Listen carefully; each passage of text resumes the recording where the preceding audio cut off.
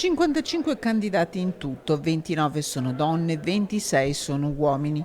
Presentazione ufficiale delle liste provinciali del Veneto Che Vogliamo, civica espressione del candidato presidente del centro-sinistra Arturo Lorenzoni.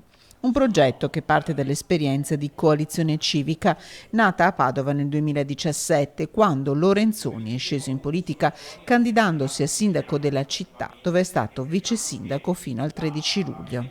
È una squadra ampia, sono 55 persone che hanno deciso di condividere un percorso appoggiando un'idea, un progetto di Veneto bello, un progetto di Veneto sostenibile con un'agenda profondamente diversa da quella che abbiamo vissuto negli ultimi 10 anni. Io sono grato a ciascuno di loro perché rappresentano tante sensibilità, tanti mondi che hanno deciso di lavorare insieme intorno ad un progetto pensato e prodotto insieme. La candidata più giovane vicentina ha 27 anni, il candidato più anziano, un veneziano di 67 anni, l'età media è di 49 anni.